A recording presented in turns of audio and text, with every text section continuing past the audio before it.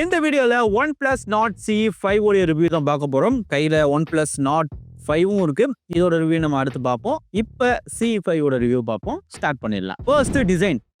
Plastic back, plastic frame தான் use பண்ணியிருக்காங்க. அது கையில் எடுக்கும் போதே உங்களுக்கு ஃபீல் ஆயிரும். ஃபோன் உங்களுக்கு அரௌண்ட் 199 கிராம்ஸ் இருக்கு. அதுக்கு இன்னொரு காரணம் இதோட பெரிய பேட்டரி அப்படின்னு சொல்லலாம். ஃபோனோட பேக் வந்து உங்களுக்கு பார்க்கறதுக்கு ரொம்ப ஒரு மாதிரி ஜிகுன்னு எதுவும் கலர் எதுவும் புதுசாக ரிஃப்ளெக்ஷன் அந்த மாதிரிலாம் கொடுக்காம பிளெயினா ஒரு கலர்ல கொடுத்துருக்காங்க. எனக்கு பர்சனலாக பிடிச்சிருக்கு. தூரத்துல இருந்து பார்த்தீங்கன்னா iPhone 16 பார்த்த மாதிரியே இருக்கும். ரவுண்டட் கார்னர்ஸ் கொடுத்துக்கனால கையில் பிடிக்கிறதுக்கும் கொஞ்சம் கம்ஃபர்டபுளாக இருக்கு. ஓவரால் டிசைன் எனக்கு பிடிச்சிருக்கு. ஓகே தான். அடுத்தது டிஸ்பிளே. இதுல 6.77 இன்ச்சஸ்க்கான ஒரு 120 Hz AMOLED டிஸ்பிளே யூஸ் பண்ணியிருக்காங்க. இதுல HDR உங்களுக்கு சப்போர்ட் பண்ணும். யூடியூப்லயும் HDR பார்க்க முடியும். நெட்ஃபிளிக்ஸ்லயும் உங்களால HDR வீடியோஸ் பார்க்க முடியும். ஸோ இதோட காலிப்ரேஷன் கலர்ஸ் எல்லாமே கொஞ்சம் வைப்ரண்டா இருக்கு. அது கொஞ்சம் பார்க்க நல்லா இருக்கும். உங்களுக்கு வேணா நீங்க நேச்சுரலா செட் பண்ணிக்கலாம். அது போக in display finger print sensor தான் கொடுத்துருக்காங்க. அது நல்லா ஒர்க் ஆகுது. இது AMOLED டிஸ்பிளே தான். உங்களுக்கு ஆல்வேஸ் ஆன் டிஸ்பிளே இருக்கு. ஆனா உங்களுக்கு அந்த சீம்லெஸ் டிரான்சிஷன் அந்த லாக் ஸ்கிரீன் எஃபெக்ட் எதுவுமே கிடையாது. டிஃபால்ட்டான ஒரு கிளாக் இருக்கிற ஆல்வேஸ் ஆன் தான் கொடுத்துருக்காங்க.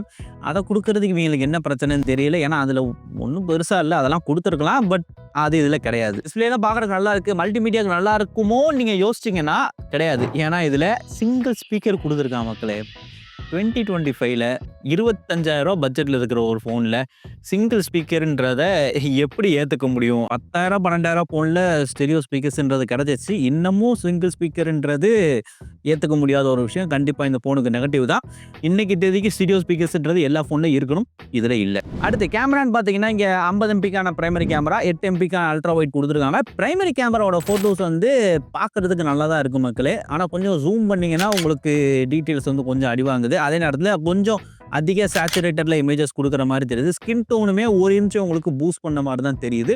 இது உங்களுக்கு பிடிச்சிருந்துச்சுன்னா ஃபைன், பட் இப்படி இருக்குன்றதை நான் சொல்லிடுறேன். தென் இந்த 8 MP அல்ட்ரா வைட் எப்படி இருக்குன்னு கேட்டிங்கன்னா ஓகே தான், அப்பப்போ யூஸ் பண்ணிக்கலாம் அப்படின்ற மாதிரி தான் இருக்குது. அண்ட் செல்ஃபிக்கு 16 MP செல்ஃபி கேமரா கொடுத்துருக்காங்க. அண்ட் அது நோட்டிசபிளி நல்லாவே இருக்குது. அதில் இருக்கிற செல்ஃபிஸ் ரொம்பவே நல்லா உள்ளது. சாம்பிள்ஸ் நீங்களே பார்க்கலாம். பிரைமரி அல்ட்ரா வைட்டை தாண்டி செல்ஃபிஸ் எனக்கு ரொம்ப பிடிச்சிருந்துச்சு, எடுக்க முடியும். வீடியோஸ்ன்னு எடுத்திங்கன்னா 4K 60 FPS உங்களால் ரியரில் ஷூட் பண்ண முடியும். அல்ட்ரா வைட்டில் இல்லை, பிரைமரியில் உங்களால் ஷூட் பண்ண முடியும். செல்ஃபியில் உங்களுக்கு 1080p 60 வீடியோ ஷூட் பண்ண முடியும். அடுத்த பெர்ஃபார்மன்ஸுக்கு வந்தோம் அப்படின்னா இதில் MediaTek Dimensity 8350 Apex processor use பண்ணியிருக்காங்க. ரியல் டைம் பெர்ஃபார்மன்ஸ்னு நீங்கள் பார்த்தீங்கன்னா நார்மல் யூசேஜில் எந்த பிரச்சனையும் கிடையாது. நீங்கள் கேம்ஸ் ஆட நினைச்சாலும் உங்களால் இதில் உங்களுக்கு வேணுன்ற கேமை ப்ளே பண்ண முடியும்.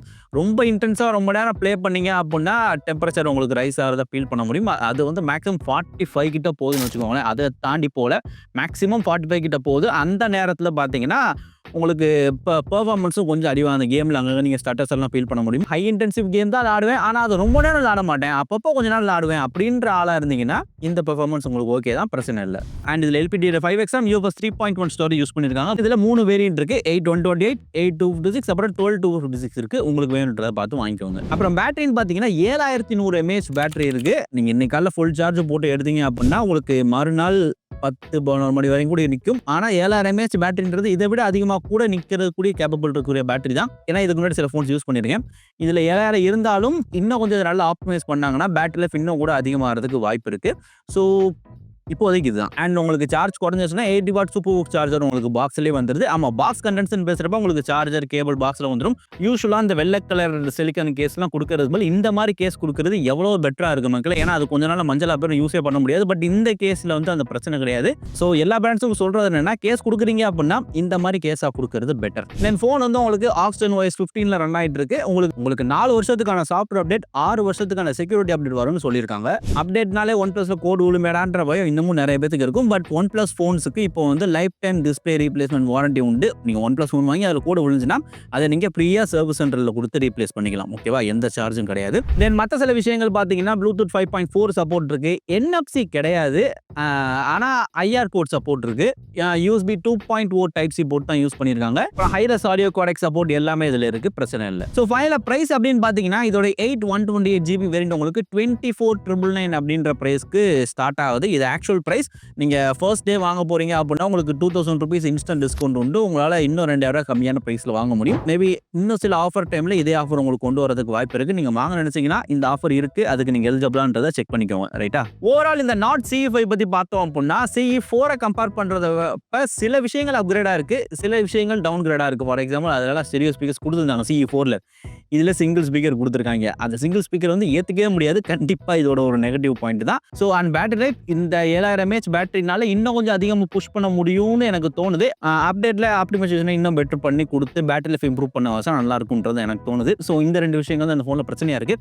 இதை தவிர்த்து அப்பப்போ கேம் விளையாடுவேன்ப்பா, நார்மல் யூசேஜுக்கு பிரச்சனை இருக்கக்கூடாது அப்படின்ற மாதிரி ஆளாக இருந்தீங்க அப்படின்னா நீங்கள் இந்த 25,000 பட்ஜெட்டில் உங்களுக்கு OnePlus ஃபோன் வேணுன்ற பட்சத்தில் நீங்கள் இந்த நாட் CE5 சூஸ் பண்ணலாம். உங்கள் விருப்பம் தான். லிங்க் டிஸ்கிரிப்ஷனில் கொடுத்துருக்கேன். ஸோ இதுதான் என்னோட ரிவ்யூ. இதே மாதிரி இன்னும் சூப்பரான வீடியோவில் கூடிய உங்களை மீட் பண்ணுறேன். Until then, this is Audrey from Audrey Tech Tamil signing off.